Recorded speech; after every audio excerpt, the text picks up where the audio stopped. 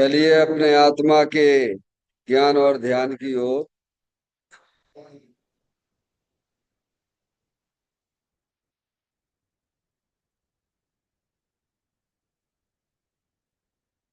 अपने चंचल मन को एवं चंचल उपयोग को स्थिर करने के लिए जिनवाणी माता के माध्यम से अपनी वर्तमान ज्ञान की पर्याय में सम्यक भी ज्ञान उत्पन्न करते हुए शरीर शरीर से संबंधित जितने भी चेतन अचेतन पदार्थ हैं उनका मुझ भगवान आत्मा के साथ में किसी भी प्रकार का कोई संबंध नहीं है। इस प्रकार समस्त पर पदार्थों में अपने संबंध की वृत्ति को छोड़ते हुए अंदर में जो अखंड ज्ञान ज्योति स्वरूप भगवान आत्मा है उसमें ही वर्तमान पर्याय का संबंध जोड़ते हुए कि मेरा यह भगवान आत्मा सदा काल शरीर आदि पर पदार्थों से भिन्न एक मात्र अखंड ज्ञान ज्योति स्वरूप है।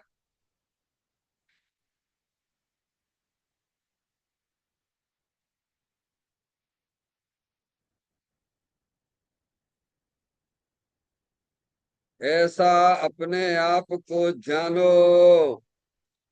और ऐसा ही अनुभव करो कि वर्तमान में ही मेरा यह भगवान आत्मा शरीर आदिक पर पदार्थों से भिन्न एक मात्र अखंड ज्ञान ज्योति स्वरूप ही है।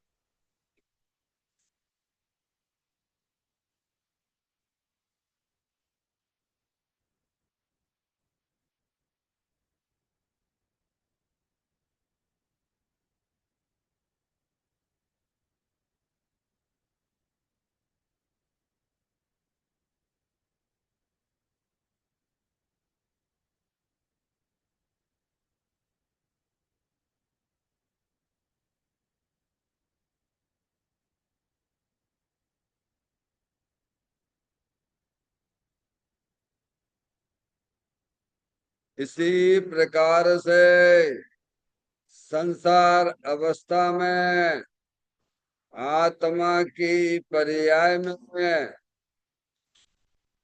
जो विविध प्रकार की पुण्य पाप के परिणाम दिखाई देते हैं वे समस्त परिणाम पर द्रव्यों की लक्ष्य से होने वाले भाव हैं। वे हमारे आत्मा का स्वभाव नहीं है। ऐसे समस्त रागादिक परिणामों में एकत्व बुद्धि, ममत्व बुद्धि, कर्तृत्व बुद्धि, भोक्तृत्व बुद्धि तथा उन रागादिक परिणामों की ज्ञाता बुद्धि को भी छोड़ते हुए अंदर में जो अखंड ज्ञान ज्योति स्वरूप भगवान आत्मा है जो कि सदा काल शरीर रागादिकों से भी भिन्न एक मात्र पूर्ण निराकुलता स्वरूप वाला है। ऐसा अपने आप को जानो और ऐसा ही अनुभव करो कि वर्तमान में ही मेरा यह भगवान आत्मा शरीर रागादिकों से भी भिन्न एक मात्र शुद्ध वितराग आनंद मूर्ति स्वरूप है।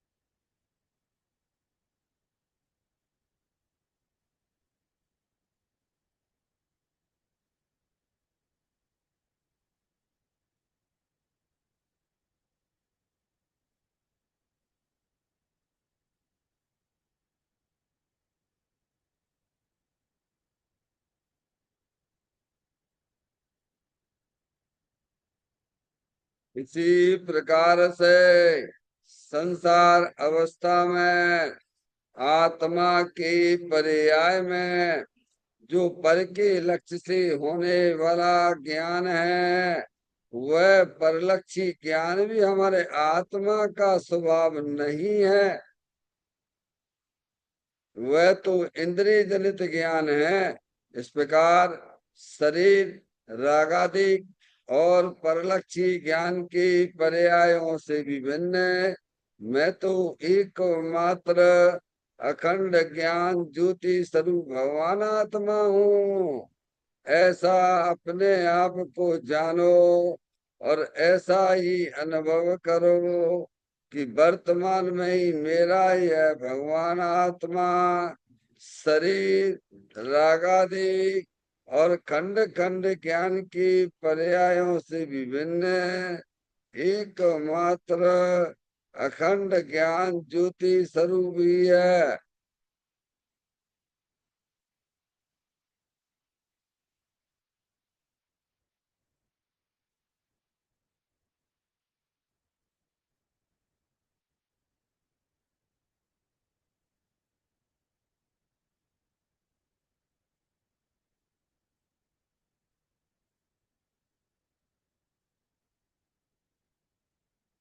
द्रव कर्म भाव कर्म नो कर्म रहित शुद्धात्म स्वरूपो मेरा ये भगवान आत्मा सदा काल शरीर आदि नौ कर्मों से भिन्न है। मेरा ये भगवान आत्मा सदा काल ज्ञान वर्णादि 8 कर्मों से भी भिन्न है। मेरा ये भगवान आत्मा सदा काल मोराग देश भाव कर्मों से भी भिन्न है। इस प्रकार द्रव कर्म भाव कर्म नो कर्म तीनों कर्मों से रहित मैं तो एकमात्र परम पवित्र शुद्धात्म स्वरूप हूँ। ऐसा अपने आप को जानो और ऐसा ही अनुभव करो कि वर्तमान में ही मेरा यह भगवान आत्मा तीनों प्रकार के कर्मों से रहे एकमात्र परम पवित्र शुद्धात्म स्वरूप है।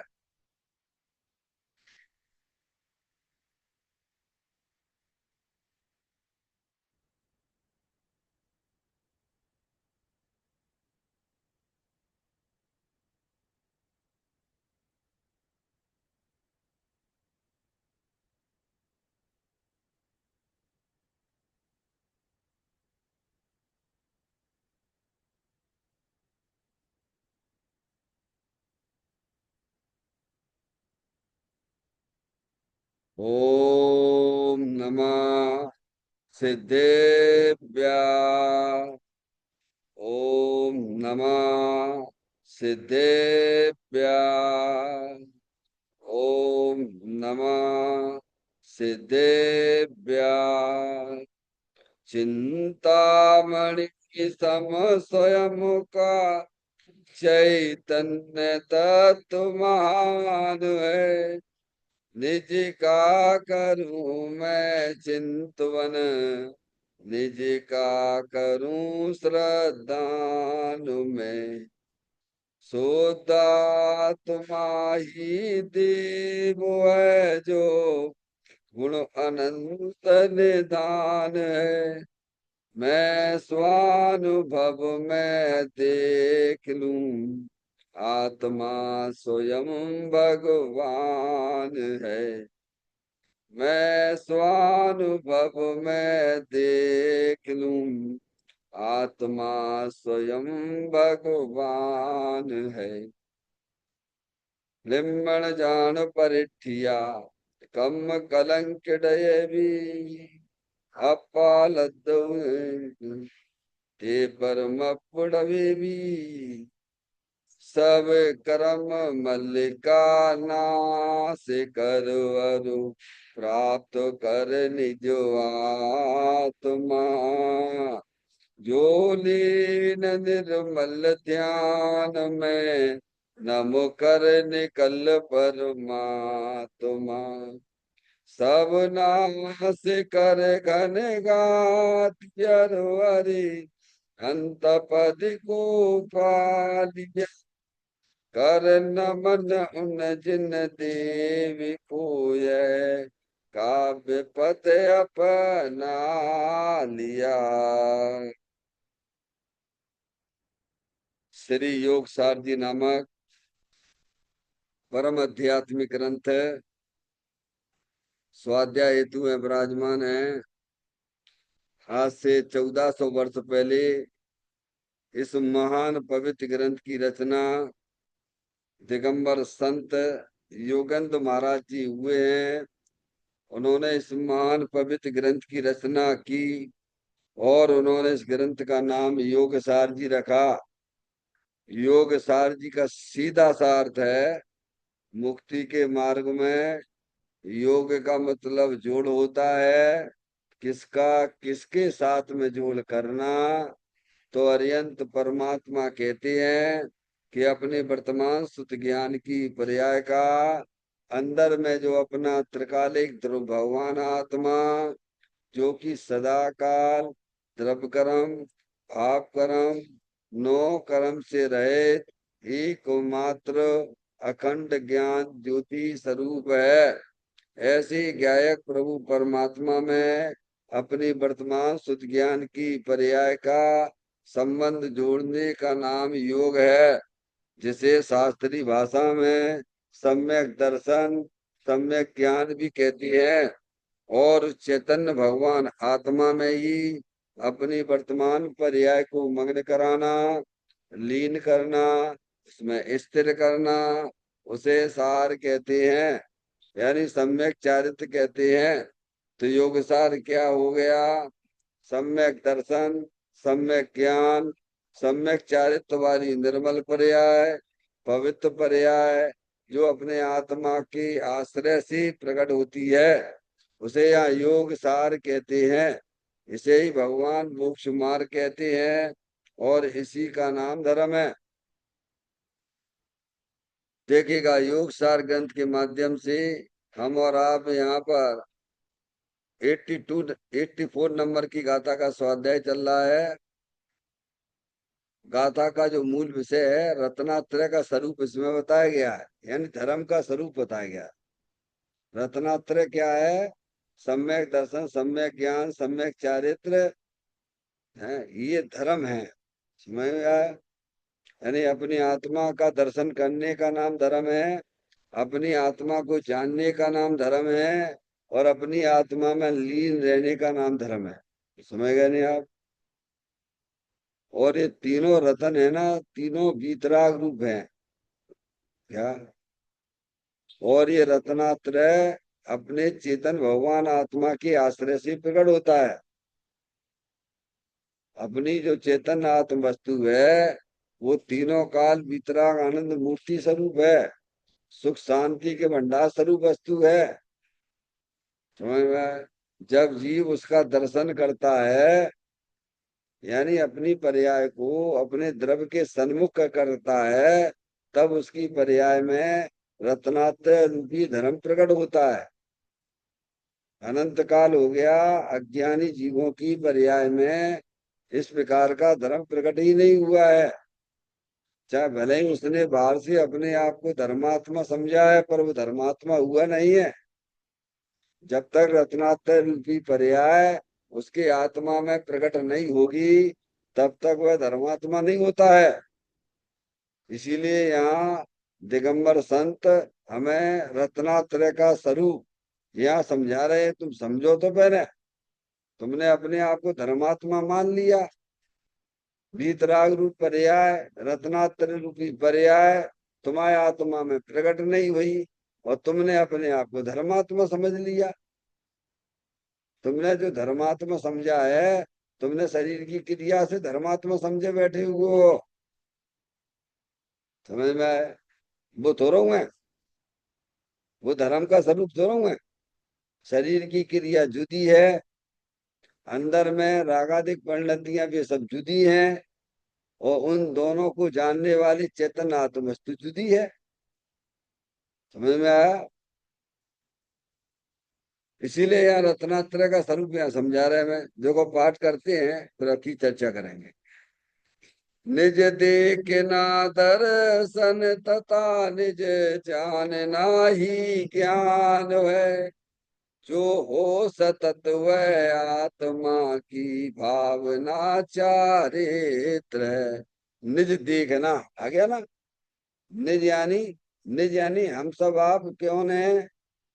कोई लड़का लड़की नहीं है। लड़का लड़की देखना ये तो मिथ्या दर्शन है। क्या अपने आप को लड़का लड़की जानना ये मिथ्या ज्ञान है। मानना मिथ्यात है, मिथ्या दर्शन है। देखो 24 घंटा हमारा अनादिकाल से इसी में निकल गया। हमें जो जो पर्याय मिलती है संयोग के रूप में, उसी रूप से हम अपने आप को मानते रहते हैं और उसी रूप से देखते रहते हैं, और हमारी कहानी चलती रहती है, मिथ्यात सहित चल रही है। समझ गया? जैन दर्शन में मिथ्यात को सबसे बड़ा पाप कहा गया है। क्योंकि आप जो हो लड़का लड़की नहीं हो, आप तो चेतनेश्वर भगवान आत्मा हो, जानने देखने वाली अखंड ज्ञान ज्योति स्वरूप हो। पहले जैन दर्शन में सबसे बड़े पाप को छुड़ाया गया है। पाप दो प्रकार के होते हैं, एक दर्शन मोहिनी का पाप होता है, एक चारित्र मोहिनी का पाप होता है। क्या है? पाप दो प्रकार के कितने होते हैं बेटे पाप?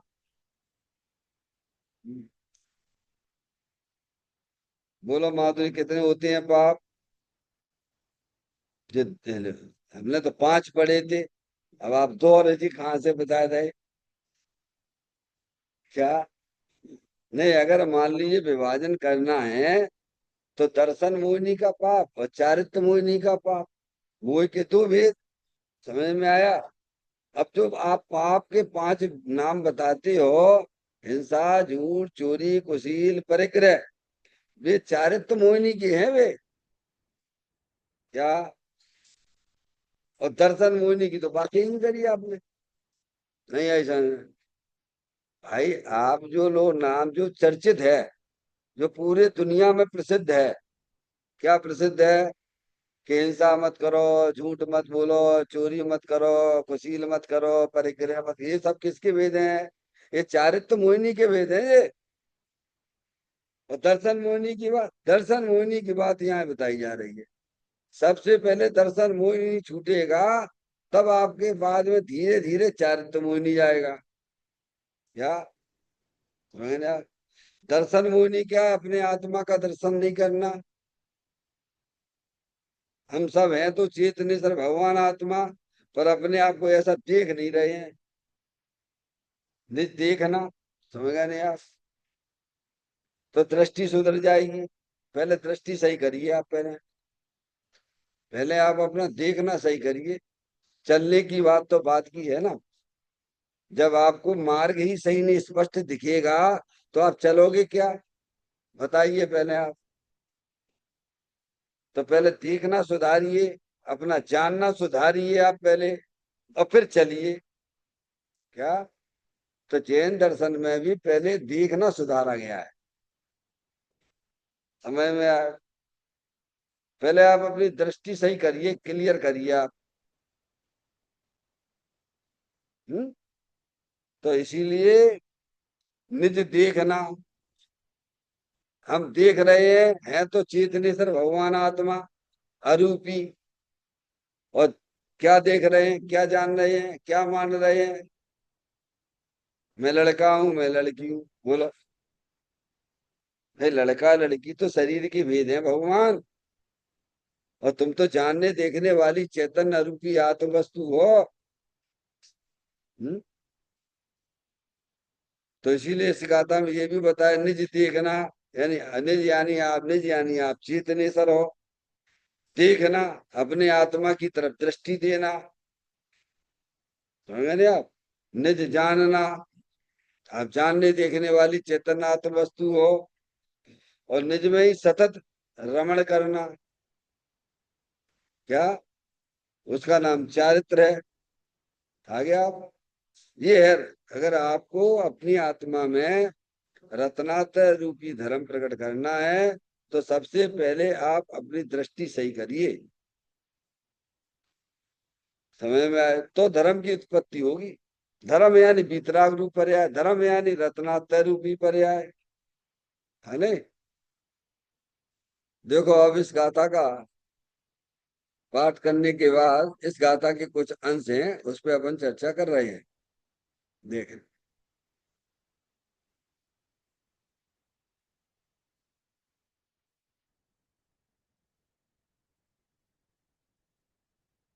चौदह गुण स्थान, मार्गणा स्थान आदि की पर्याय आश्रय करने लायक नहीं, इसीलिए उन्हें व्यवहार कहा है। पर्याय को गौण करके व्यवहार अभूतार्थ कहा है, तथा द्रव्य के पूर्ण ध्रुव स्वरूप को मुख्य करके निश्चय और भूतार्थ कहा है। सम्यक दर्शन ज्ञान चारित्र मोक्ष मार्ग रूप पर्याय हैं, पर्यायी नहीं। ऐसा मानेगा तो मोक्ष मार्ग का अभाव हो जाएगा, परंतु ऐसा नहीं, पर्याय है। उसका लक्ष्य करने से जीव का प्रयोजन सिद्ध नहीं होता। पर्याय है, उसका लक्ष्य करने से जीव का प्रयोजन सिद्ध नहीं होता, इसीलिए उसे गौण करके व्यवहार और अभूतार्थ कहा है। तथा त्रिकाली ध्रुव स्वभाव का आश्रय लेने से प्रयोजन सिद्ध होता है, इसीलिए स्वभाव को मुख्य करके भूतार्थ कहा है। अब इसमें ये चर्चा आई है, भूतार्थ और अभूतार्थ की चर्चा आई है नहीं। चौदह गुण स्थान, मार्गणा स्थान आदि की पर्याय आश्रय करने लायक नहीं, इसे आगम से अपन को पढ़ना चाहिए। चौदह गुण स्थान, मिथ्यात गुण स्थान है, समझ में आए। ससाधन गुण स्थान है, 14 गुण स्थान है ना डॉक्टर साहब, 14 गुण स्थान है। मिथ्यात गुण स्थान है, ससाधन गुण स्थान दूसरा है, तीसरे का नाम मिश्र गुण स्थान है, चौथे का नाम अवृत गुण स्थान है, पांचवे का तीस व्रत है, समझ गए। और प्रमत्त व्रत है, अप्रमत्त है, अप्रमत्त व्रत है। इस प्रकार से 14 गुण स्थानों का स्वरूप हमें अपने आगम के द्वारा उसे पहचानना चाहिए, पहले सबसे पहले। ऐसे ही मार्गणा स्थान भी है 14 डॉक्टर साहब। मार्गणा स्थान, मार्गणा स्थान जैसे गति है, कस, इंद्रिया, काय मार्गणा, समझ गए नहीं आप। ऐसी 14 मार्गणा स्थान है, अब इनका ज्ञान अपन को करना चाहिए, समझ गए नहीं आप। दुनिया भर की अपन पढ़ाई करते हैं, और ये पढ़ाई ऐसी है कि एक बार आपके ज्ञान में बैठ गई, समझ लो आप। ये पढ़ाई ऐसी, इसका कोई सिलेबस चेंज नहीं होता डॉक्टर साहब। इनके सीए का तो सिलेबस चेंज हो जाता है, हाँ, सब चेंज हो जाते हैं। लौकिक के सारे सिलेबस चेंज हो जाते हैं। इंजीनियरिंग का भी हो जाएगा, फिर उसके बाद डॉक्टर का भी होता होगा, सबके हो जाते, सब नई नई नई नई चीजें आ जाती हैं उसमें, है नहीं। लेकिन ये चीज ऐसी है, आपको एक बार ज्ञान में अगर आपके मुझे अनादि से 14 गुण स्थान के वही नाम है, मार्गणा स्थान के भी वही नाम है, अनादि से अनंत काल तक रहेंगे। लेकिन हमारी इतनी है कि अपन ये पढ़ाई पढ़ते ही नहीं है। देखो तो, इनका स्वरूप ही नहीं समझना चाहते हैं। कितनी हमारे लिए बड़े, मतलब खेत की बात है इस प्रकार से। 14 है तो 14 ही रहेंगे गुण स्थान। कोई 13 हो जाए या फिर 12 हो जाए या फिर 15 हो जाए, 16 हो जाए, सो नहीं है। वो अनादि अनंत है, ये ऐसे ही रहने वाले हैं। हमें आपको मौका मिला है जैन दर्शन को पढ़ने का, समझने का, तो करना चाहिए। फालतू की बातों में दिमाग लगाते रहते हैं, कोई मतलब का नहीं है। तो यहाँ ये बताया जा रहा है कि 14 गुणस्थान मारना स्तन आदि की पर्याय आश्रय करने लायक नहीं है। क्या कह रहे हैं? 14 गुणस्थान में विभाव रूप परिणतियां भी होती हैं और स्वभाव रूप परिणतियां। पर्याय की बात ली नहीं डॉक्टर साहब? क्या कह रहे हैं? 14 गुणस्थान में विभाव रूप परिणतियां भी रहती हैं और स्वभाव रूप परिणतियां भी रहती हैं। मार्गणा स्थान आदि की पर्याय आश्रय करने लायक नहीं है, क्योंकि वे आत्मा नहीं है। चाहे वे विभाव रूप पर्याय हो, चाहे वे स्वभाव रूप पर्याय हो, चाहे ये मार्गणा स्थान गति वाले हैं, गति मार्गणा आदि हैं, वे का सब आश्रय यानी उन्हें अपने ज्ञान में मुख्य करने लायक नहीं है, उन्हें उपाधि रूप से ग्रहण करने लायक नहीं है, क्योंकि वे सब आत्मा नहीं है डॉक्टर साहब। विभाव रूप पर्याय जो है गुणस्थान है ना, देखो ये सब पढ़ना पड़ेगा, आगे उनकी भाषा को अपन को सब समझना पड़ेगा। अगर ये करने लगे तो फिर ये अपना अध्यात्म का विषय रह जाएगा डॉक्टर साहब। ठीक है कि नहीं? इसके लिए तो जहाँ जहाँ ये करनान युग की क्लासें चलती हैं वहाँ अपन जाए समझे। यहाँ तो आपको शॉर्टकट में अध्यात्म को समझा देती हैं। जो आत्मा की विभाव रूप परिणतियां हैं और जो भी स्वभाव रूप परिणतियां, समझ, विभाव रूप परिणति मुंह राग द्वेष के परिणाम अशुद्ध पर्याय, और स्वभाव रूप पर्याय जैसे आत्मा मान लिए प्रमत्त अप्रमत्त नहीं, प्रमत्त अप्रमत्त नहीं, मैं तो ये कि ज्ञाय भाव। ऐसा समय सार की गाथा 6 में आता है। प्रमत्त अप्रमत्त नहीं, मैं तो ये ज्ञाय भाव। तो प्रमत्त में पहले गुण स्थान से लेके 6वें गुण स्थान की पर्याय ले ली उन्होंने, और 7वें गुण स्थान से लेके 14वें गुण स्थान की। प्रमत्त अप्रमत्त नहीं, मैं तो ये ज्ञाय हूं। अप्रमत्त में क्या लेना? निर्मल पर्याय लेना डॉक्टर साहब। आप समझे? तो ये कहा उन्होंने कि वे आश्रय करने लायक नहीं है। बोलो, आश्रय यानी उन्हें मुख्य मत करिए आप। मुख्य तो जो पीछे जो आत्म वस्तु है ना, पर्यायों के पार देख ले आप स्वयं भगवान है डॉक्टर साहब, उसका आश्रय लीजिए आप। क्या क्या कह रहे हैं वंदना? आश्रय का मतलब ये आपके ज्ञान का आश्रय, यानी शुद्ध ज्ञान की पर्याय का आश्रय क्या होना चाहिए? शुद्ध ज्ञान की पर्याय अगर परद्रव का आश्रय लेगी, परद्रव का लक्ष्य लेगी, तो विभाव रूप पर्याय उत्पन्न होंगी। समझ में आया भैया? शुद्ध ज्ञान की पर्याय वो अंदर जो त्रिकालिक ध्रुव भगवान आत्मा है उसका आश्रय लेगी तो वीतराग रूप पर्याय प्रकट होंगी। समझ गए? पर का आश्रय लेने से विभाव रूप पर्याय उत्पन्न होती है और स्वभाव का आश्रय लेने से निर्मल पर्याय उत्पन्न होती है, पर वे हमारे लिए आश्रय करने योग्य नहीं है। क्या है डॉक्टर साहब? यानी उन्हें आप मुख्य मत करिए, उन पर्यायों की भी दृष्टि आप छोड़ दीजिए। आप क्या करना?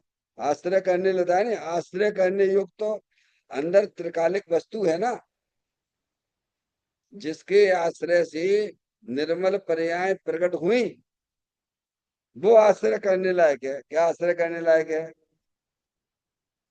यानी भूतार्थ जो वस्तु है, समझ में आया? आगे बताएंगे उसको, हमें भूतार्थ अभूतार्थ की चर्चा आएगी आपकी। पहले आप लाइन पे समझो, लाइन एक एक लाइन शब्दों पर। 14 गुण स्थान मार्गणा स्थान गति आदि मार्ग है ये, समझ गए? इन्हें अपना मत मानिए। इन्हें ये जो अशुद्ध पर्याय है शुद्ध पर्याय है, इन रूप आप अपने आप को अपना मत मानिए, इन्हें अपना मत जानिए। ऐसे ही गति आदि मार्गणाएं जो हैं, जिनसे जीव की पहचान कराई जाती है कि जीव कौन सी पर्याय में है। क्या कह रहे हैं? जैसे अभी अपन ढूंढेंगे जीव को, कहाँ ढूंढेंगे? है कोई ढूंढेगा भाई साहब ये जीव किस किस किस पर्याय में है, अभी किस किस मार्गणा में? तो मार्गणा वो बताएगा। क्या बताएगा? कि ये संगी पंचेंद्रिय पर्याय में है। अभी अपन को कोई क्या कहेगा, मैं कहाँ ढूंढेगा? आपको कहाँ ढूंढेगा? संगी पंचमी मार्गणाएं है ना, मार्गणाएं जीव को पहचान कराने के लिए है। और गुण स्थान है वे पर्याय का मीटर बताती हैं। पर्याय में क्या चल रहा है, क्या चल रहा है, अशुद्ध पर्याय के शुद्ध पर्याय, वो उसको बताती हैं। है पर्याय में कितनी अशुद्धता है, कितनी शुद्धता चलिए गुण स्थान में चला जाता है।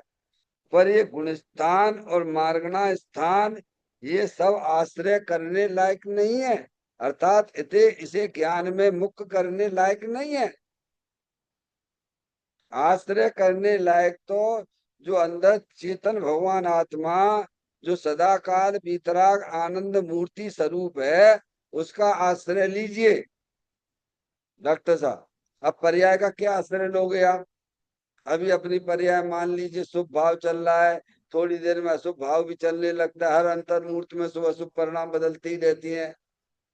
अब आप उनका आश्रय लेने जाओगे, किनका आश्रय लोगे बोलो भैया?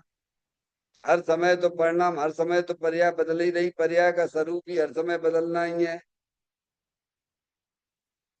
क्या कह रहे हैं?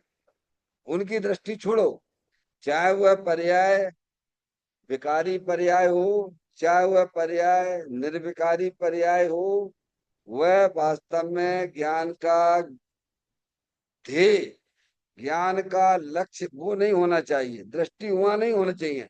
पर्यायों के पार देख ले आप स्वयं भगवान है, कहाँ लेना? अरे आश्रय स्थायी वस्तु का करो ना। हम सब आप लोग जो है, बोलो कैसा सुख चाहते हैं? टेम्परेरी चाहते हो कि स्थायी सुख चाहते हो? ईमानदारी से बोलो। नौकरी भी चाहिए तो आपको कैसी चाहिए है? बताइए आप। तो इसीलिए पर्याय जो जीव की पर्याय है, उसके आश्रय के लिए तो भगवान कहते हैं अंदर चेतन भगवान आता है ना, तुम उसकी दृष्टि करो, उससे तुम्हें आनंद ही आनंद मिलेगा। और संयोग का तुम आश्रय लोगे, शरीर का आश्रय लेके बैठी हो, हैं, रागादिक पंडिती के आश्रय लोगे, तो फिर तो हर समय बदलती रहती है। शरीर भी बदल रहा है, शरीर तुम हो ही नहीं। अंदर में रागादिक पंडितियां वे भी बदल रही हैं। तो उनके आश्रय से तो भाव मरण होता है। भाव कर्म ये भाव मरण सदियों से करता आया है। ये तो जीव अनादि काल से भाव मरण कर ही रहा है ना। भाव मरण है मोराग इसकी उत्पत्ति। क्या? क्योंकि वो त्रिकालिक ध्रुव भगवान आत्मा का अगर आश्रय लेगा तो उसकी पर्याय में भाव मरण चला जाएगा। तो डॉक्टर साहब, हमें तो ये कला सीखनी है। क्या करना है? शरीर को भी अपना मत जानिए मानिए, और जो भी परिणामों में कोई भी पर्याय आए, अभी तो अज्ञान अवस्था में एक ही पर्याय चल रही है, विकार रूप पर्याय। क्या कह रहे भगवान? एक ही चल रही बस। समझ गए ना आप? वो राग देश, वो राग देश, वो राग देश। अब तुम उनको देखना छोड़ दोगे, उन्हें अपना जानना मानना छोड़ दोगे, अंदर अपनी चेतन आत्म वस्तु को अपनी जानोगे मानोगे, तो एक निर्मल पर्याय उत्पन्न होगी, रत्नात्रय रूपी धर्म उत्पन्न होगा। क्या होगा? देखो भैया, धर्म कैसे किया जाता है, ये कला सिखाई जा रही है ये।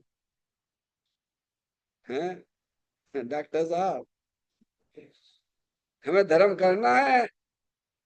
धर्म न जानत बखानत भरम रूप, ठोर ठोर ठनत लड़ाई पक्षपात की।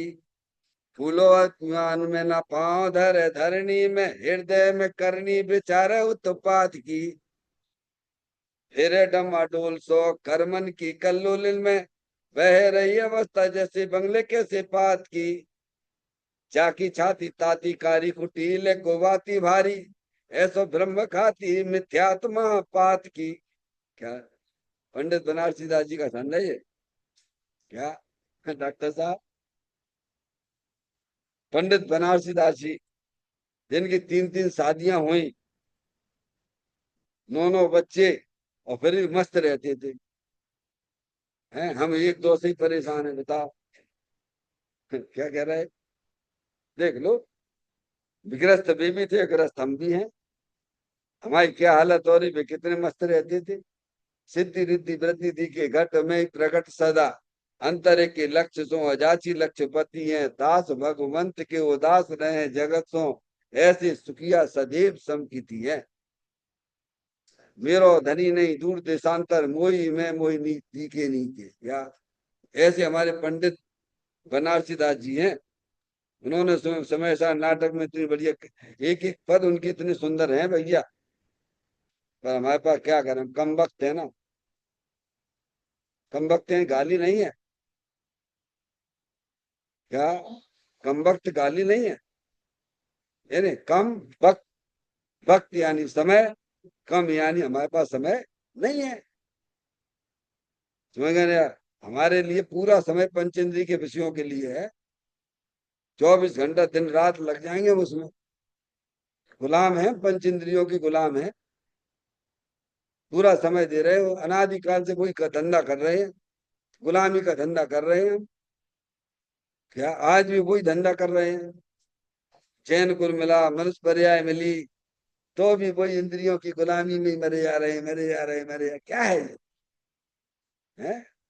समझ गए? डॉक्टर, इसीलिए पंडित बनारसी दास जी ने इस बहुत बड़ी संधि लिखा, धर्म न जानत बखानत भरम रूप, ठोर ठोर ठानत लड़ाई पक्षपात की, भूलो अभिमान में न पांव धरे धरनी में, हृदय में करनी विचार उत्पात की। क्या फिर डमाडोल सो करमन की कल्लोलिन में, बह रही अवस्था जैसे बंगले कैसे पात की, जाकी छाती ताती कारी कुटील कोवाती भारी, ऐसो ब्रह्म घाती मिथ्यात्म महापात की। मैं निरंतर मुंह राख देश, भाव मरण भाव मरण भाव मरण, मरे जा रहे मरे जा रहे, टेंशन टेंशन टेंशन। मैंने आपको कहा था, जिसकी इंद्रियां जीवित हैं वो चलता फिरता मुर्दा है वो। क्या भगवान? जिसकी इंद्रियां जीवित हैं वो चलता फिरता मुर्दा है वो। हाँ, हम नहीं कह रहे, ग्रंथों के अंदर लिखा हुआ, पढ़ लेना आप। हमें इंद्री विजयी बनना है, मैं मोर आगदेश में विजय प्राप्त करनी है। तो यहाँ कहते ऐसे ऐसे करिए आप विजय प्राप्त। कैसे? कि 14 गुण स्थान की जितनी भी निर्मल और अनिर्मल पर्याय हैं, पवित्र अपवित्र पर्याय हैं, समझ में 14 गुण स्थान में सब आ जाती हैं। अशुद्ध पर्याय भी आएंगी डॉक्टर साहब, और शुद्ध पर्याय भी आएंगी। छठवें नंबर गाथा समय साध जी के माध्यम से यही कहा जा सकता है, प्रमत्त अप्रमत्त नहीं, मैं तो एक ज्ञायक भाव हूं। तो उन्होंने ये कहा इस लाइन में कि 14 गुण स्थान मागणा स्तन आदि की पर्याय क्या आश्रय करने लायक नहीं है, इसीलिए उन्हें व्यवहार कहा है। क्या कहा है? आश्रय उसका लो ना, जिससे तुम्हें आनंद मिले, जिससे तुम्हें सुख मिले, जिससे तुम्हारे प्रयोजन की सिद्धि हो। क्या?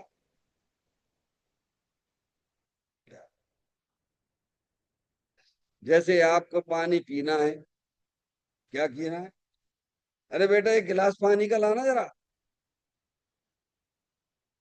पानी का गिलास लाना। अब कहा है पानी का गिलास लाना, तो आपके लिए प्रयोजन क्या है? गिलास पीना है कि पानी पीना है? डॉक्टर साहब, पानी का गिलास कहा जा रहा है वो व्यवहार है, पानी गिलास नहीं हो गया है।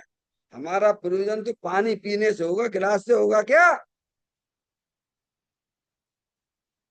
वो ही तो यहाँ बता रहे हैं ना। आश्रय करने योग्य हमारे प्रयोजन की सिद्धि हमारे द्रव्य के आश्रय से होगी। आश्रय प्रयोजन की सिद्धि कहाँ से होगी?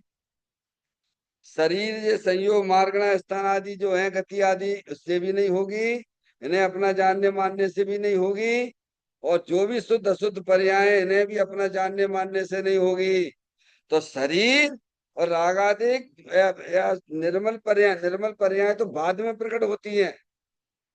तुम्हें पहले यह जीव शरीर और रागादिक चीजों को अपना जानना मानना छोड़ देता है, और फिर अंदर जो द्रव स्वभाव का आश्रय लेता तो निर्मल पर्याय प्रकट होती है।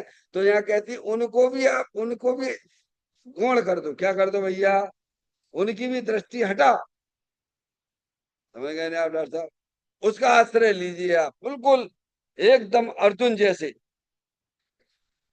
धर्म में तो अर्जुन जैसे दृष्टि चाहिए भाई। क्या कह रहे हैं? बिल्कुल। अब देखो, मैंने आपसे कितनी बार कहा है, वो फोटो है ना, उसमें सब कुछ का समय है, उसमें जो है कि वो फूल ही फूल, फूल ही फूल बने हुए हैं। समझ गए ना? और उसमें आपको भगवान का दर्शन करना है, उस फोटो में, मूर्तिक में। ठीक है कि नहीं? तो आपके लिए प्रयोजन क्या है बताओ डॉक्टर साहब? वो जो फोटो रखा है, मैं उतार देंगे, अपन रख देंगे, है? उस फोटो में भगवान का फोटो है। अब आपने, अब फोटो में तुम्हारा प्रयोजन क्या है ये बताओ? कि फूल पत्ती ही देखना है, कि इस फूल के अंदर जो भगवान विराजमान है उनको देखना? क्या प्रयोजन है बोलो? अब आप मंदिर में आ गए, तो मंदिर में आपका प्रयोजन क्या है बोलो? मंदिर में आने का कि जी देखने को आओ, कौन कहाँ बैठो है, कितने कपड़ा पहने का है। तो भगवान के दर्शन करने के लिए आए हो ना भगवान, तो इधर उधर क्यों देखते हो? तो ऐसे ही कहती है, गुणस्थान मार्गणा स्थान जो है, समझ में आए भैया? ये हमारी दृष्टि का विषय नहीं होना चाहिए, ये हमारे आश्रय करने लायक नहीं होना चाहिए। हमारे प्रयोजन की सिद्धि तो वहां पर है। तो अब उसमें आपको एकाग्र करना है। अपना आत्मा तो अरूपी है, आत्म वस्तु तो अरूपी है। कैसी है? वो हमारे तुम्हारे इंद्रिय ज्ञान का विषय तो है नहीं है। क्या डॉक्टर साहब?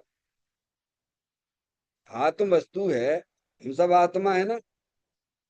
आत्मा के दर्शन करना है ना। तो आत्मा के दर्शन करने हैं, तो आप कैसे करोगे बताओ? उसमें कैसे भगवान के दर्शन करते हो आप लोग? उस फोटो में एकाग्रता से करते हो ना। समझिए आप, बहुत। देखो, ये कोई छोटी मोटी बात ना चल रही है। करोड़ों रुपए दोगे तो ये बात तो सुनने को ना मिलेंगे, ध्यान रखिएगा। अनादिकाल से हम सब आत्मा को ही भूले हुए हैं। बिरले जीव बचे हैं जो आत्मा की बात करने वाले हो, वहां तक आपको ले जाने वाले। हाँ, ये शब्द यहाँ इसीलिए उपयोग किया गया है। क्या?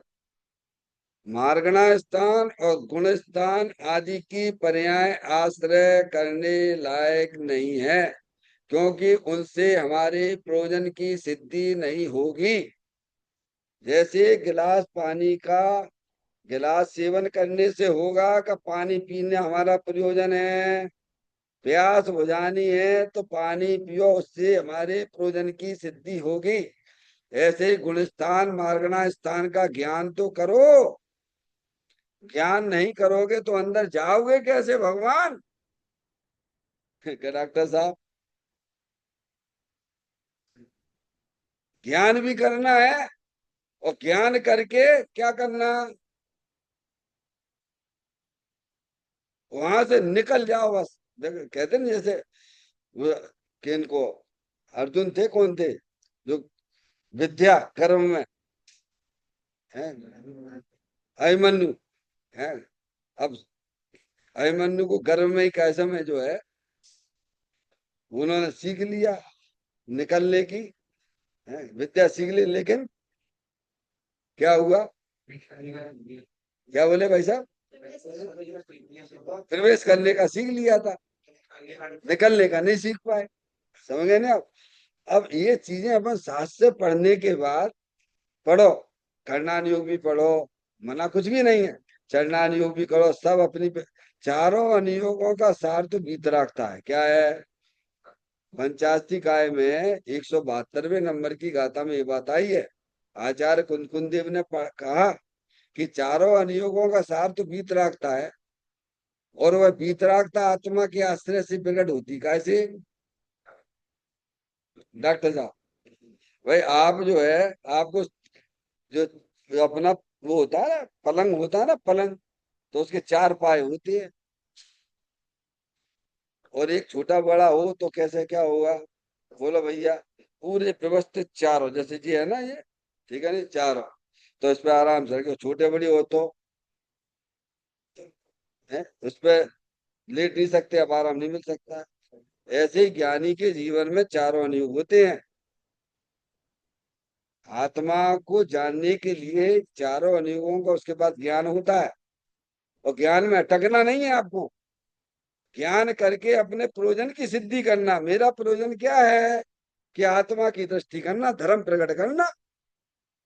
क्या ये बात उन्होंने इस पहली लाइन में हमको समझा दी। अब देखना, पर्याय को गौण करके व्यवहार अभूतार्थ कहा। क्या कहा? गौण कर दीजिए। हैं तो शरीर शरीर में है, रागादिक परिणतियां रागादिक में है। क्या गौण कर दी? गौण करना तो आता है डॉक्टर साहब आपको। डॉक्टर साहब, आपके पड़ोस में घर बना हुआ है, आप अपनी रजिस्ट्री किसे लिखवाएंगे? अपनी वसीयत किसे देंगे आप? सब बच्चे रहते हैं आसपास में, सब रहते हैं, किसको दोगे? 24 घंटा मुख्य गुण तो करते ही रहते ने। तो अपने बच्चे को देंगे और किसको देंगे? पंडित साहब जी, कोई पूछने की बात है? अरे कौन को देंगे? जो हमारा होगा उसी को देंगे। तो कौन किया? बाकी को कौन किया? मुख्य उसको कर दिया, बच्चे को। है महिलाएं क्या करती हैं भोजन के समय? दोनों जाती हैं, महिलाएं भी जाती हैं, पुरुष भी जाते हैं, पति पत्नी जाते हैं। है महिला जब तक परोसती है जब तक उसका पति बैठा हुआ है, उसके बाद तो वो दृष्टि उसकी कहाँ रहती है? वो परोस भी रही है तो कहाँ दृष्टि है उसकी? क्या? तो यहाँ भी तो यही करना है भगवान। ये सारी चीजें सब जानने में आ रही, सब मंदिर भी है, माइक भी है, डॉक्टर साहब आप भी हो, ये सब कुछ है। ठीक है कि नहीं? और जानने वाला भी है। इसीलिए अव्यक्त को व्यक्त कर देना और व्यक्त को अव्यक्त कर देना, एक ज्ञान में ऐसी कला सभी के ज्ञान में पड़ी हुई है। ज्ञानी के ज्ञान में ये कला प्रकट हो गई है कि वो अव्यक्त जो भगवान आत्मा है उसे उसने अपने ज्ञान की पर्याय में व्यक्त कर दिया। क्योंकि उसकी ज्ञान की पर्याय का विषय वो चेतन भगवान आत्मा क्या है, और बाकी का गुण भी है, सब है। नहीं गुण क्यों करना? क्योंकि मेरे प्रयोजन की सिद्धि तो आत्मा से होगी ना भगवान। हम एक एक को मुख करें, एक एक को मुख करें, एक एक को मुख करें, तो वहां में तो राग द्वेष की उत्पत्ति होगी। और अपने आत्मा को मुख्य करें तो वीतरागता की उत्पत्ति होगी। आत्मा के लिए राग द्वेष इष्ट है कि वीतरागता ही इष्ट है? बोलो भैया। राग द्वेष में तो हमारा आत्मा अनादि काल से फंसा हुआ है भगवान। है हम अनादि काल से अपने ज्ञान में पर कियों को यही करते रहते, मुख्य गुण मुख्य गुण मुख्य गुण करते, राग द्वेष चल रहा है। भगवान कहते छोड़ दो ना ये धंधा, तुम्हारे लिए अच्छा नहीं है ये सब। तुम्हारे लिए तो भीतरागता इष्ट है। तो कहते वे तो कौन हो जाते, क्या हो जाते हैं? अब ये कला आना चाहिए। सम्यक ज्ञान को कला शब्द से उपयोग किया गया डॉक्टर साहब छैडाला में। पर द्रव्यन से भिन्न आप में रुचि सम्यक्त भला है। आप रूप को जान पनो सम्यक ज्ञान कला है। गौण मुख करना तो हमें आता है, बहुत अच्छी तरह से आता है। पर हमें अपनी आत्मा का ज्ञान नहीं है, इसीलिए हम गौण मुख कर ही नहीं पाते हैं। ज्ञानी को पूरी तरह पक्का ज्ञान है, इसीलिए वो सारी चीजें गौण कर देता है और अपने आत्मा को मुक्त करता रहता है। इसीलिए उसकी पर्याय में आनंद चलता रहता है। डॉक्टर साहब, हमारा प्रयोजन क्या है? सुखी होना हमारा प्रयोजन है। तो सुख नाम की शक्ति किस में है? तो भगवान कहते आत्मा में है। अनादि काल से हम पंच इंद्रिय के विषयों से सुख की भीख मांग रहे हैं, पर आज तक हमें सुख मिला नहीं। वह वन में जीवर घूम चुका, कण कण को जीवर भर देखा। मृग सम मृग तृष्णा के पीछे मुझको न मिली सुख की रेखा। भगवान कहते भैया, सुख तो तुम्हारी आत्मा में लबालब भरा हुआ है। तुम अपनी दृष्टि सही कर लो, तुम अपना जानना सुधार लो भगवान, तुम्हें सुखी होने के लिए हमारे पास भी नहीं आने हैं। भगवान कह रहे हैं तुम्हारे पास भी मत आइए। भैया, डॉक्टर साहब, भगवान कह रहे तुम्हारे पास, हमारे पास जब तक आते रहोगे तब तक तुम्हारी पर्याय में सुख नहीं आएगा।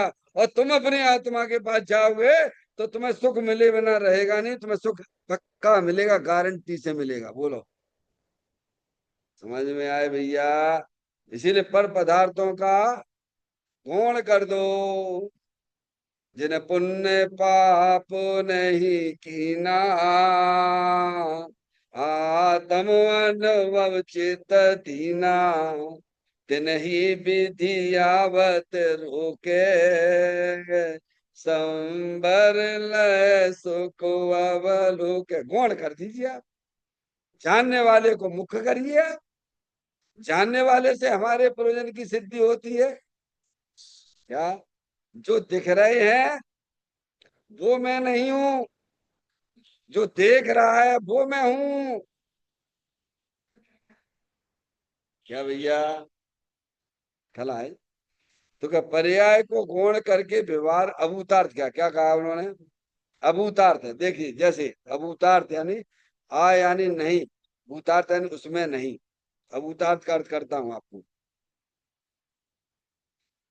जैसे आप लोग स्विमिंग पूल वगैरह में जाती हैं, स्विमिंग पूल में आपको बहुत सारी चीजें दिखाई देती हैं। आपको वहाँ बाउंड्री वाल पे सब हैं, वृक्ष भी लगे हैं, ऊपर का आकाश भी दिखता है, पक्षी उड़ता हुआ भी दिखता है। समझ में आया? तो उसमें है क्या? अरे है क्या उसमें? अब उतार दे, है नहीं है, दिखाई दे रहा है, ये गलत है। क्या करे? जो जिसमें है नहीं है तुम्हें दिख रहा है, यही तो गलत, यही तो भूल हो रही है। अब उतार दे क्या?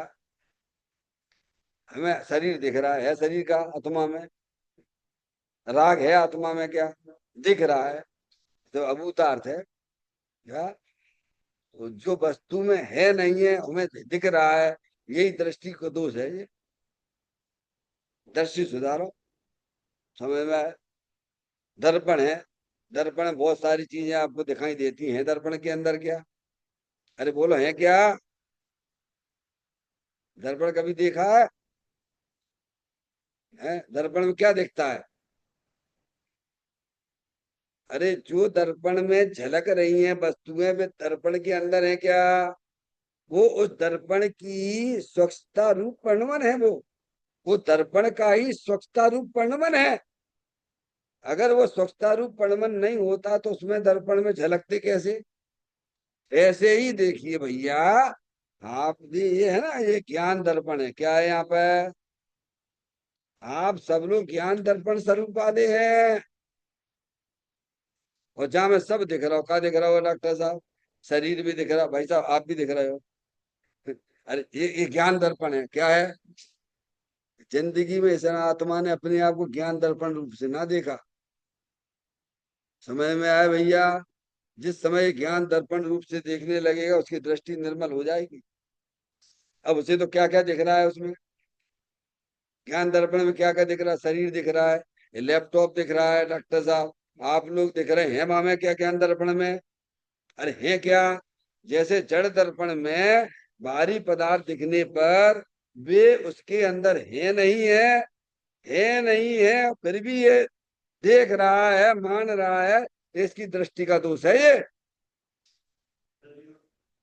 दृष्टि सही करिए। क्या भैया? बहुत कठिन है। कठिन कुछ भी नहीं है, क्योंकि हमने कभी इन बातों को सुना भी नहीं है। और जब सुना ही नहीं है तो हमारे ज्ञान में भी प्रवेश नहीं होता, विचार भी कैसे करोगे आप? समझ में आया भैया? ये बात है, सुनिए आप डॉक्टर साहब, ज्ञान दर्पण रूप से देखिए आप। अब जब ज्ञान दर्पण से देखोगे तो आपको ना तो शरीर दिखेगा, क्या ना माइक दिखेगा, ना डॉक्टर साहब दिखेगा, तो सब गुण हो गए ना। वे हैं, जैसे दर्पण में बाहरी चीजें झलकती हुई दिखाई देती हैं, पर वे दर्पण के अंदर नहीं है, वे बाहर ही बाहर है वे। ऐसे ही हमारे ज्ञान दर्पण में ये सारी चीजें आपको दिखा, ये लैपटॉप है, ये माइक है। अब मुख्य किसको कर रहे हैं और करना किसको मुख्य चाहिए था?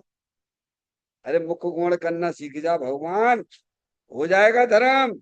अरे धर्म ही नहीं हो जाएगा, तुम्हारे भव का अंत आ जाएगा, दुख का अंत आ जाएगा, सब छुट्टी हो जाएगी, बार बार जन्म नहीं लेना पड़ेगा, पढ़ाई भी नहीं करना पड़ेगी, सब टेंशन मुक्त। डॉक्टर, डॉक्टर साहब टेंशन मुक्त, और हमेशा के लिए टेंशन मुक्त। थोड़ा सा भाई कला सीख लो। हैं? अब हम क्या देख रहे हैं? जो भाई, माइक को जानता हूं, माइक को नहीं जानते हो? किसको मुख्य किसको कर रहे हैं? माइक को मुख्य किया, आत्मा हो गया कौन? क्या हो गया? अरे भगवान मुख्य गुण समझ में आती है। हम अनादि काल से पर पदार्थों को करती है मुख्य, तो अपना आत्मा हो रहा है कौन? अब हमें क्या करना है? अब हमको क्या करना है भगवान? अरे धर्म करना है तो क्या करना? जिनको हमने किया था मुख्य, उन्हें करना है गौण, और जिसे गौण किया था उसे करना है मुख्य। अनादि काल से हमने अपने भगवान आत्मा को गौण किया था। आज ज्ञानी कहते तुमने आज तक पर को जाना ही नहीं है भगवान, तुम तो अपनी आत्मा को ही जानते रहते हो। जैसे कांच के घर में वह कुत्ता घुस जाता है, वहां दूसरा कोई कुत्ता नहीं है, वो अपने को ही देखता रहता है, भौंकता रहता है, तो स्वयं राग द्वेष कर रहा है।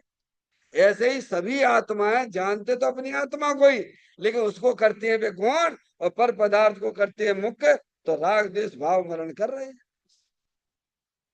क्या भैया डॉक्टर साहब? हाँ, खरबों खरबों रुपए मिल देगा तो आपको ये स्वाध्याय नहीं मिलेगा।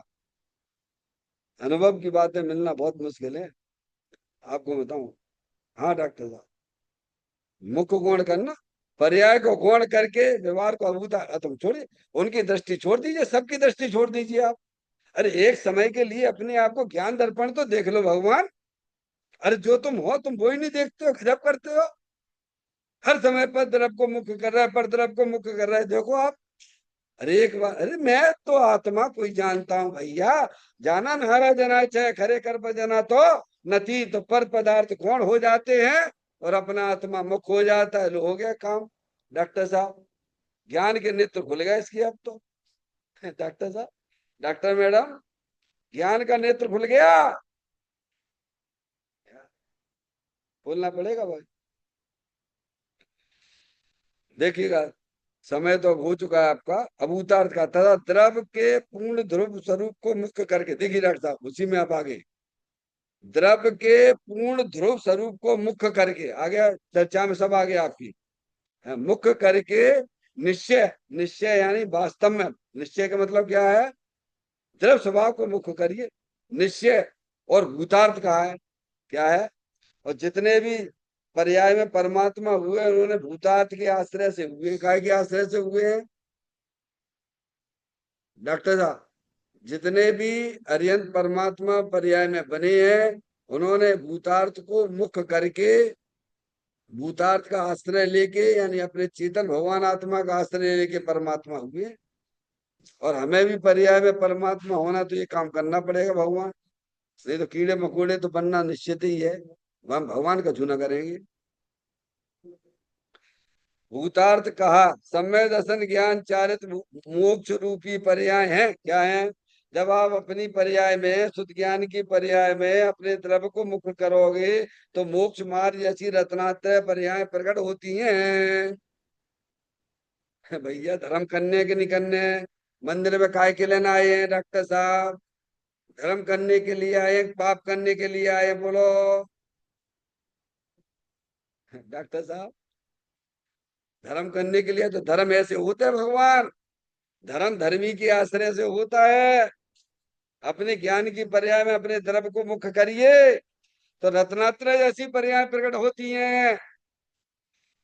मोक्ष मार्ग रूपी पर्याय है, पर्याय ही नहीं ऐसा मानेगा। देखिए आप, अब देखिए डॉक्टर साहब, फिर पॉइंट बदला। पर्याय ही नहीं ऐसा मानेगा तो मोक्ष मार्ग का अभाव हो जाए। नहीं, पर्याय है ही नहीं, पर्याय है ही नहीं, पर्याय है। क्या कह रहे हैं, समझ गया? कोई कहे नहीं पर्याय है ही नहीं है, पर्याय है ही नहीं है, पर्याय तो है। पर्याय पर्याय में है, पर्याय द्रव्य में नहीं है। क्या कहा? दो चीजें सीखो। पर्याय के बिना द्रव्य नहीं होता है, द्रव्य पर्याय के बिना नहीं होता है। पर्याय पर्याय में है, पर्याय द्रव्य में नहीं है। पर्याय का अस्तित्व है डॉक्टर साहब। एको ब्रह्मो द्वितीयो नास्ति, एक उनका है, वेदांत वालों का है जी। वेदांत वाले क्या कहते हैं? एको ब्रह्मो द्वितीयो नास्ति। वे कहते हैं वह एक ही है, बाकी तो सब दूसरा कुछ भी नहीं है। जैन दर्शन कहता है कि एक भी है और दूसरे सब हैं, सबके अस्तित्व हैं, पर जिनके अस्तित्व मेरे में उनकी नास्ती है। क्या कहते हैं? सबके अस्तित्व भिन्न भिन्न है। जैन दर्शन ये कहता है, क्या है? सबकी है, गुण करना सीखो आप। एको ब्रह्मो द्वितीयो नास्ति। समझ गए? मेरे में परद्रव्य का अस्तित्व नहीं है, पर परद्रव्य में ऐसा मुख्य गुण के बताया।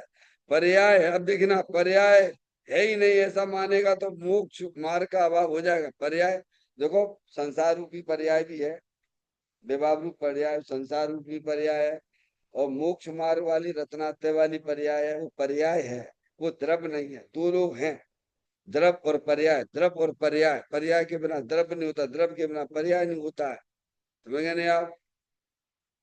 अगर ऐसा मानेगा तो अभाव हो जाएगा, मोक्ष का, मोक्ष मार्ग का अभाव हो जाएगा। पर्याय है, उसका लक्ष्य करने से जीव के प्रयोजन सिद्ध नहीं होता डॉक्टर साहब। आश्रम वाली पर्याय भी है, और आत्मा का आश्रय कहेंगे तो मोक्ष मार्ग वाली पर्याय प्रकट हो जाएगी। समझ गए ना?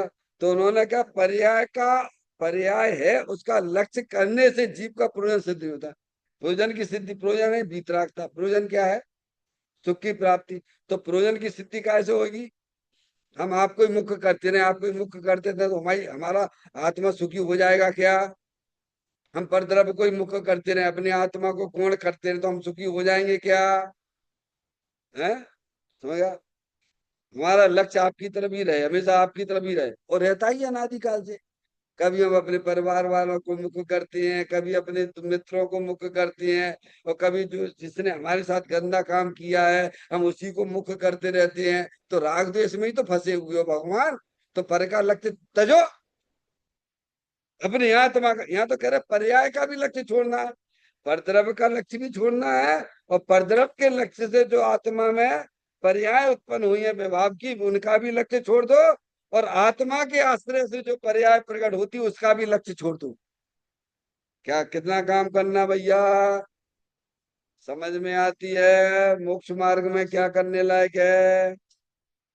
परद्रव्य का लक्ष्य तो हमेशा छोड़ दो, और परद्रव्य के लक्ष्य से जो हमारी विभाव पर्याय होती हैं, मोह राग द्वेष के परिणाम, उनको भी देखना छोड़ दो, और अपने आत्मा के आश्रय से जब नई पर्याय भी उत्पन्न होगी तो उसका भी लक्ष्य छोड़ दो। क्योंकि मेरे प्रयोजन की सिद्धि पर द्रव्य पर्याय से नहीं होती है, मेरे द्रव्य से ही मेरे प्रयोजन की सिद्धि होती है। मेरा प्रयोजन तो आनंद में रहने का है, वितराग आनंद में रहने का है। इसीलिए मेरे प्रयोजन की सिद्धि पर द्रव्य, पर भाव और पर्याय से नहीं, मेरे चेतन भगवान आत्मा से होती है। समझ आए भैया? ये भी उन्होंने कहा, पर्याय है, उसका लक्ष्य करने से जीव का प्रयोजन सिद्ध नहीं होता है। इसलिए उसे गौण करके, डॉक्टर साहब, गौण करके, अरे गौण ही तो करने, और करना क्या तुम्हें? सब माल रेडीमेड बना हुआ भैया। गौण मुख्य करना तो हमें अनादि से आता है। धर्म करना है तो अपने द्रव्य को मुख्य करिए, पर द्रव्य पर्याय है, पर उसे गौण करना है, नहीं उसे देखना छोड़ दीजिए। क्या करना? बड़ी मार करतार की, चित से देव उतार। क्या कह रहे हैं डॉक्टर साहब? लड़का बच्चे काम अपनी बात नहीं मानते तो क्या करना? उनके साथ क्या करना? बड़ी मार करतार की, चित से देव उतार। क्योंकि परद्रव्य से हमारा कोई, परद्रव्य पर्याय से हमारे पुरजन की सिद्धि नहीं होती है। इसीलिए ज्ञानी ने परद्रव और पर्याय को अपने चित्त से ज्ञान से उतार दिया है। हमें एक काम करना है अपन को। पर्याय है उसका लक्ष्य करने से जीव का प्रयोजन सिद्ध नहीं होता है, इसीलिए उसे गौण करके व्यवहार और अभूतार्थ कहा। गौण करके, समझ में आया? क्योंकि वो वस्तु में नहीं है, वो द्रव्य वस्तु में नहीं है। वो बोलो, मैंने कहा ये ज्ञान दर्पण है, इसमें परद्रव है क्या? उस दर्पण में वो पदार्थ है, झलक रहे हैं क्या? नहीं है। समझ में आया? तो इसमें भी अपने आप में ज्ञान दर्पण है, शरीर भी नहीं है, राग भी नहीं है उसमें। समझ में आया? तो लबालब ज्ञान आनंद सागर है। तो कहती है उसे गौण करके व्यवहार अभूतार्थ कहा है। और त्रिकाली ध्रुव स्वभाव का आश्रय लेने से प्रयोजन सिद्ध होता है। किससे प्रयोजन सिद्धि होगी? बोलो, हमें आनंद कैसे मिलेगा? परमानेंट आनंद कैसे मिलेगा तुम्हें? अरे टेम्परेरी भी आनंद चाहिए तो अपने आत्मा से मिलेगा भैया, पंच इंद्रिय के विषय में आनंद नहीं है, ध्यान रखिएगा। हाँ, टेम्परेरी भी नहीं है, तुम कल्पना है वो तुम्हारी। समझ में आया? यहाँ से मिलेगा। तो कहते हैं त्रिकाली, त्रिकाली तीनों काल। त्रिकाली का मतलब क्या है भाई साहब? त्रिकाली का मतलब वर्तमान में है कि नहीं है? त्रिकाली में वर्तमान आता है कि नहीं आता है डॉक्टर साहब? तो वर्तमान में हो के नहीं हो आप और हम? भूत भूलना ही है अच्छा, भाभी का है क्रमबद्ध सृष्टा, वर्तमान में जीना सीखो, निजानंद रस पीना सीखो। ज्ञानी वर्तमान में जीते हैं, भूत भविष्य की कल्पनाएं नहीं करते हैं, क्योंकि ज्ञानी को वर्तमान से मतलब होता है। भूत भविष्य की कल्पनाएं तो अज्ञानी किया करते हैं। भूत भूलना ही है अच्छा, भावी का है क्रमबद्ध सृष्टा, वर्तमान में जीना सीखो, निजानंद रस पीना सीखो। तो उन्होंने कहा त्रिकाली ध्रुव स्वभाव का आश्रय लेने से प्रयोजन की सिद्धि होती है, इसीलिए स्वभाव को मुख्य करके भूतार्थ कहा है। चैतन्य का स्मरण प्रति क्षण करो रे, भवि के अनंत दुख को पल में हरो रे, अक्षय अनंत निज सोख निदान पाओ, गाओ अरे नित इसी के गीत गाओ, गाओ अरे नित इसी के गीत गाओ।